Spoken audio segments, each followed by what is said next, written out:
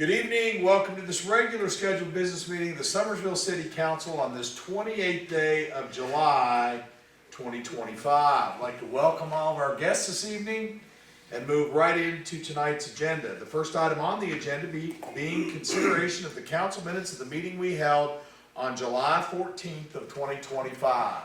Move to approve, waive the reading. Second. Council, the motion was to waive the reading. Are there any changes or amendments to the minutes as they appeared in your packet? Hearing none, all those in favor signify by saying aye. Aye. Opposed, same sign. Motion so carries. Public comment, Annabeth, anybody signed up back there? Thank you, ma'am.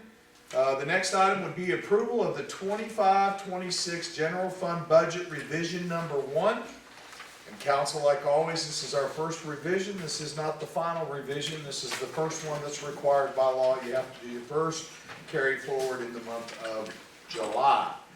So as you see, our original carry forward was $1,303,830. We're adding another $150,000 to that, making it $1.4 million and some change. We are spending those funds, number one, in council contributions. Council, that was for the additional money that we gave during the grant award that we did in preparation of this fiscal year. So that $15,000 is added to the grant contributions, council grant contributions. Park and Rec, we're adding $110,000, and that's contractual expenditures that we're going to have with the park, handrails on Old Main and Pavilion. And then, of course, the other thing that we're doing is the Summersville Lake Trail has moved from a feasibility study to design, and this being a benefactor to us, and it's also being designed to connect to our rec park. 5,000 of that will go to the grant fund match for the Summersville Lake Trail design. It's gone from a feasibility study to design. As a matter of fact, I have a meeting tomorrow morning at 10 o'clock. And then we are adding handrails to the steps here at the pavilion. And then a long request of many years, we've been asked to put handrails at Old Main, and we are doing that now too. Anyway, we've studied handrails over here for some time at the pavilion, and we did have a situation where we had a lady fall. And from a standpoint of getting around to the back, even what we call the handicap access, that you go back, the incline, so on and so forth. So to simplify it, we're going to go ahead and add handrails. It's something that we've thought about for some time, but we are going to add handrails at the pavilion as well on the steps going up. And then, of course, we're adding $25,000 in the commodities of fairs and festivals, and that's just for city promotions, the various things that we do all year long with the city. So adding 150, we're showing where we're putting the 150 in what line items. At this time, I'll entertain a motion for approval. Move to approve. Second. We got a first and second. Are there any questions? Hearing none, all those in favor signify by saying aye. Aye. Opposed, same sign. Motion so carries. The next item on the agenda is approval of the 25-26 Coal Severance Fund budget revision number 1. And again, you can see that we're increasing it $661. So we're increasing it and then just adding it to the public safety, which brings the grand total for the revised budget of $54,664. I'll entertain a motion for approval. Got a first and a second. Are there any questions? Hearing none, all those in favor signify by saying aye. Aye. Opposed, same sign. Motion so carries. Recorder's report. No report. Mayor's report. Council, I have a slew of things that I want to give you updates on. The first thing, and this is very important, August 5th, which is next Tuesday, Conifer will be in town. They're actually meeting with me at 10 o'clock, having lunch with City Council at 12. Conifer, by the way, is the company that's purchasing NOAA. our partner in the hydro. So they'll meet with me at 10, meet with city council at a luncheon at the Summersville Arena and Conference Center at noon. And then after that, a group of them have already toured prior to their agreeing to purchase NOAA, have already toured the plant, but the senior management that will be in town for these meetings plan to do a tour at the hydro plant after the luncheon that we have with city council. What I would ask you to do, Mary Ann's going to send you an email reminder.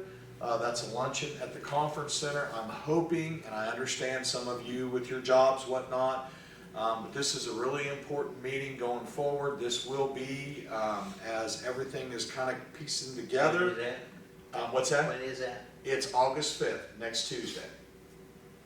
12 noon at the conference center. If you can attend, I mean, it's really important that you all, are at that meeting if you can be there. Of course, some of you work, and I understand if you can't. And play golf. What's that? And play golf. Well, you're gonna have to skip the golf game. It's more important than the golf game. Okay, the other thing, very excitingly, last week, the Summersville Recreational Complex went out to bid. Advertisements in the paper last week, it's in this week, it's advertised locally and across the state. Also, our engineer has done their due diligence in notifying the contractors that they deal with on a regular basis so that we've gotten the word out. Obviously, we want as many eyes looking on that as possible for ultimately what we hope to be many bidders so we can get a good bid. The pre-construction meeting is going to be here at City Council August 12th at 10 a.m. And it's really important, I want to say that again, the pre-construction meeting is August 12th at 10 a.m. right here in council chambers. And I encourage anybody that might read this in the Chronicle and or see it through SCTV. We've got a lot of small contractors that have expressed interest in this. I'm encouraging them, and council, if you know small contractors, encourage them to come to the meeting so they can get exposure with the general contractor that will ultimately bid the entire job and then subcontract hopefully to these local contractors. It's my hope that as much of this work as possible can be done by local contractors, although with the bonding requirement and so on and so forth, it's going to take a big scale contractor, and we have some locally, and I encourage them to come and bid as well. But I encourage even the small contractors that have reached out to the city, me and others in the city, to attend that meeting and get exposure with the general contractors that will be here, ultimately putting in bids for the entire job. We were going to piecemeal it initially, but that doesn't work with our bonds and the banking. We couldn't do segments, a little bit here and a little bit there. For the bonding purposes, we would have had to gone back and redone our ordinance because we've basically done an ordinance where we're going to do a bond, not bonds. And it gets real complicated when you look at bonds when you start subbing it out. So it'll be awarded to a general contractor who will ultimately use subcontractors for some of the work. The other thing, paving, was scheduled to start today. I've been very busy today, so I didn't get a cross paths with Tim to see if they did start, but if they didn't start today, they'll start this week. So the previous published paving list to you all, the city's paving is underway, so I just want to notify the citizens that, for at least this week and potentially next week, it looks like we're going to have pretty good weather this week. So they could get done this week, but it's probably a couple-week job anyway. We're going to have the pavers all over town getting our annual paving done as we're doing it in July, vice in the fall like we normally do it. We bumped it up this year to get it in July. The other thing I want to do, and Annabeth happens to be here taking minutes for us tonight. Annabeth worked very hard and diligently on a AML grant, Abandoned Mine Lands grant, that's going to be hopefully submitted tomorrow. I just signed her over the paperwork. I I mean, it's a 52-page grant, and I gotta tell you, I give credit where credit's due. That young lady back there put one heck of a grant together. And this is for the next phases of development of the park. And actually, the city was kind of encouraged to apply for this AML grant. And so, Annabeth, you did a wonderful job. I expressed that to you yesterday in an email. She's got some changes. And then we're still waiting on some last input on budgets, information and stuff from the engineer.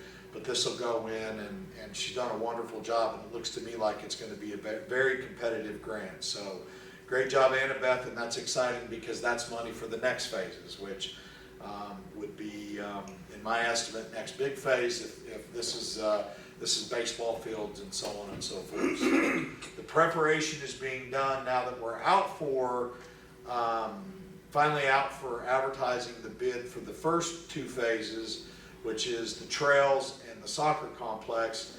I'll assure you that the work is already being done on the next phases, so that at some point in time we have a completed park here in the city of Summersville. In an exciting way, we finished out the home rule has proven to be a real successful venture for the city of Summersville. We budgeted this year $1.7 million, or no, let me back up. We budgeted last fiscal year $1.7 million in revenue for the sales tax. Last year we collected $1.9 million. Always go at it conservatively. Our final numbers came in at $2,219,986.49, a 14.8% increase over last year. So a lot of great things, even from the other revenue at the city that we're seeing. You know, economically, I've always said this, our economics of the city of Summersville, we've got great businesses and whatnot that operate year-round, but of course, you know, our economy is boosted by tourism, and I can tell you that we are back better than pre-COVID as we sit today. So a lot of great things going on, and yet this is the first year of the state park, but there's been a lot of other amenities and things added over the last couple of years, even in the county, that of course, obviously, we being the county seat, we reap great rewards off of all of that. So, and a lot of great things are coming, a lot of things working that are only going to enhance the portfolio here in the city of Summersville and heighten you know, what we have available for our economics, which is tourism. So thought that was very good, 14.8% above last year, and I really anticipate this year being even bigger. Let's see, the other thing I want to do is I want to give, as you all know, the fire department did an incredible due diligence, top shelf on preparation for our ISO review. When we got into ISO review, one thing that we were lacking was a pressure test on the fire hydrants. So we meddled around with it, and I finally made the decision. I went to Jeremy and I said, Jeremy, this is going to make a difference in our ISO rate, along with the other things that had been done by the city to enhance our department. We feel super uber confident that we're going to get a better rating, the best rating we've ever had from an ISO rate, which eventually, as that rate is issued and put out, it'll help with insurance rates, homeowner insurance rates.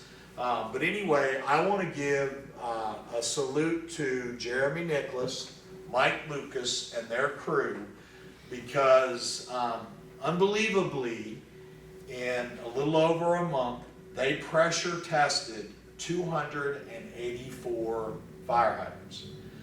Not only have we pressure tested, here's the report on it, we now have GPS coordinates on every fire hydrant we have in the city of Summersville. And so in the meeting that I had at the fire department with the ISO folks, they said, hey, if you could possibly get to 75%, that might definitely help you in your rating. And so we got to the 75%, contacted them, and they said, boy, it'll really hit a home run if you get to 100. So the boys sucked it up, and I mean, they worked overtime and made a lot of sacrifices personally to commit to this project. And I mean, it's unbelievable. Even the folks that we submitted the report to were surprised that in that period of time, they come up with this kind of a report. So I want to thank Jeremy, Mike Lucas, and then of course they had help from their crews, all of them that was put together. And it's all been submitted, and we hope to hear sometime in the very near future what kind of an impact it's going to have for our ISO rating here in the city of Summersville. As far as the mayor's report, the thing I would like to close on is, well, I've also got some correspondence. Let me go through that. Council, we received some thank yous on your council contribution. Here's one from Soul Mountain. They're always thankful and appreciative of contributing to their cause. Here's one from the Christmas store, also very appreciative. And then, of course, Friends Are Fun, their grant that was awarded that helped them. Here's a thank you from them. So that's correspondence that was received here at the City of Summersville in the Office of the Mayor. Now what I want to finish on is the Kentucky Road CSBG MIT Stormwater project. What a long-term, first of all, I want to be clear, I'm very thankful for our partner, Region 4 Planning and Development, Amanda Smar. I sent an email out this weekend and of course was stressed because I've had regular dealings with the folks on Kentucky Road, and it's a horrible situation. Although the other thing that I also want to go on record with, the rains that we've had of late, this situation is not going to mitigate those kind of storms. We, right now where we stand, we finally got the final approval from the state, and now it's back in the hands of our engineer, and now what we need to do is get the pre-bid back to the state for approval, and it will go out to bid. And trust me, everybody, including the Office of the Mayor, is doing everything they can to expedite getting these final T's crossed and I's dotted to get this thing out to bid. And I still pray that it's going to be soon, and furthermore, we'll get to construction even hopefully before this year's. But even on the construction part of it, you've got to advertise, and then you've got so long after advertisement that you have to wait before you can actually award the bids, so on and so forth. So there's still a process and a program that we have to go through.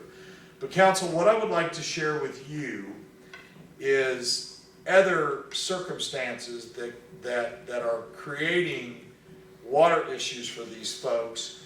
And we've been overwhelmed with requests to do something about the ditch, the stream, whatever you want to call it, that runs along the back of their property. I've got pictures here. We've gone out and taken pictures, and there are some issues in it. And of course, they want the city to mitigate these issues.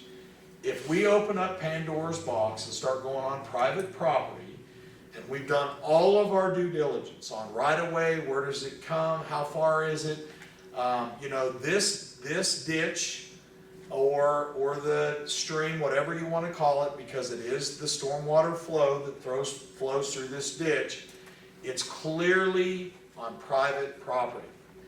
And to open Pandora's box and go in and start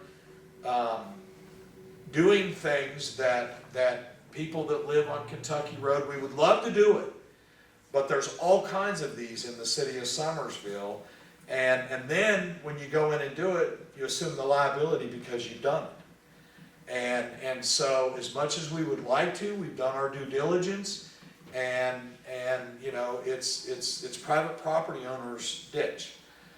I can tell you that some years back, there was some thought that maybe if we done some work And, you know, at that point in time, many years back, we were even cautioned from the state to do it. So this is clearly private property. If they want to dig it out, I've got pictures here, council, where in some areas they've got, you know, retaining walls that they've built that are falling in. These are recent pictures that our city superintendent went out and took. And, you know, there's nothing right now that, you know, you can see, you know, over time it's fallen in, there's not the, so, you know, it probably in some cases, wouldn't hurt as private property owners for them to come up with a plan to maybe dig it out and clean it out and do some work with some of their retaining walls. But I've done everything I can do to explain to them that this is a situation that we just cannot remedy because it's clearly private property. And the liabilities come with the remedy. If you go out there and start digging and doing things for private property, first of all, there's all kinds of these situations all across the footprint of our corporate limits. And, you know, you set a precedence that this is the kind of stuff you're going to start doing, and we just don't have the means, the resources. And I know sometimes it's a struggle, but unfortunately, we're going to continue to do what we can to do what we should do, mitigate the stormwater. And yes, the stormwater runs through the back of their properties, but it's just a situation where it's clearly out of bounds for us because it is private property. My hope is that with correspondence as late as today, that we will, you know, get the project out. We're waiting to get the bid back and then get it to the state for approval. It still has to go back to the state for approval, but everything is completed except for the actual advertisement piece, which is being finished, and then we'll get it out to advertisement.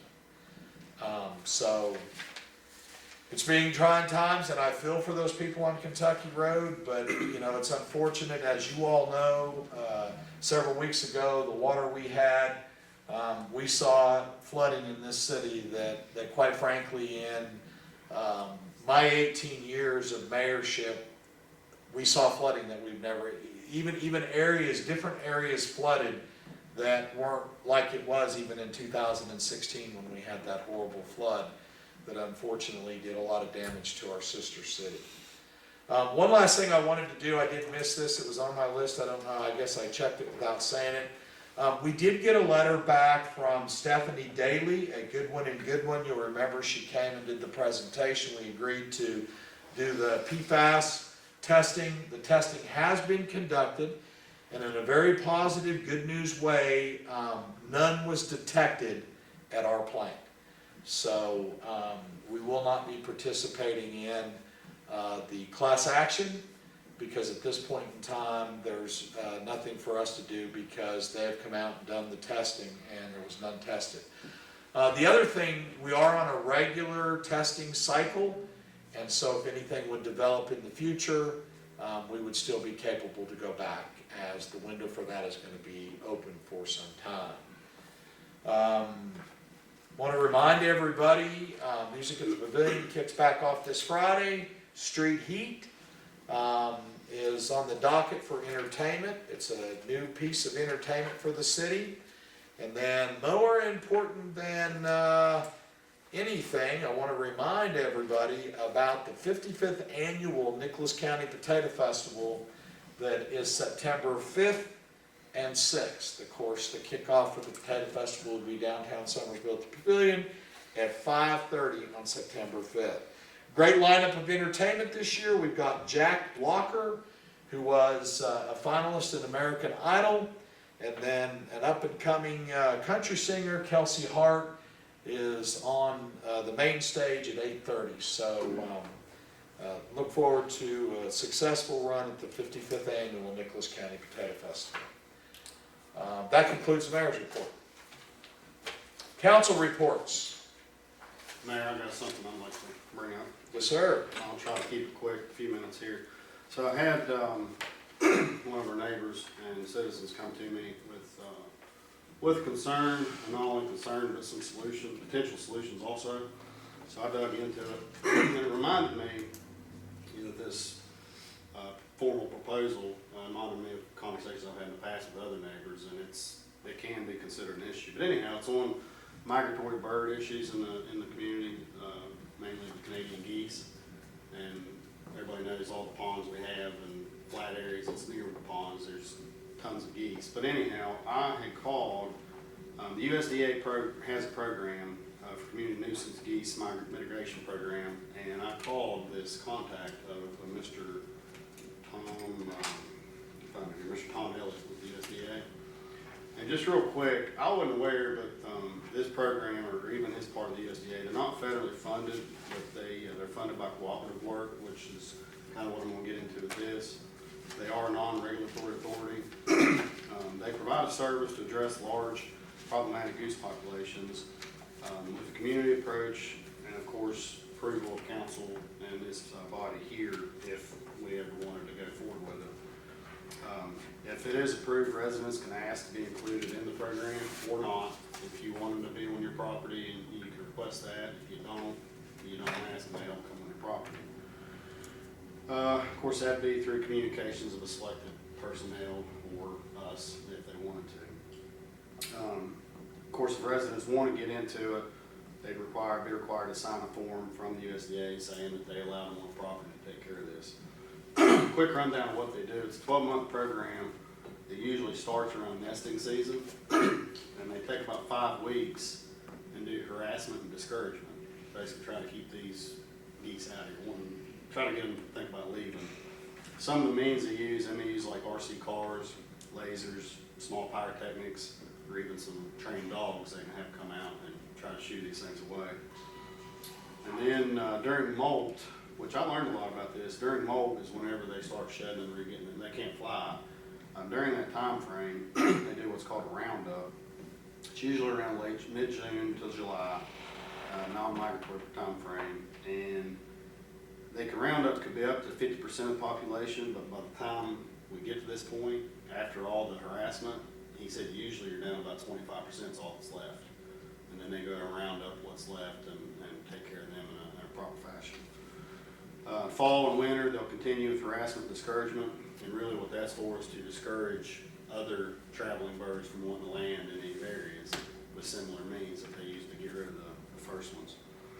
Of course, like I said, it is a community cooperative deal, and he said average cost runs between $6,700 and $8,500 a year for the program.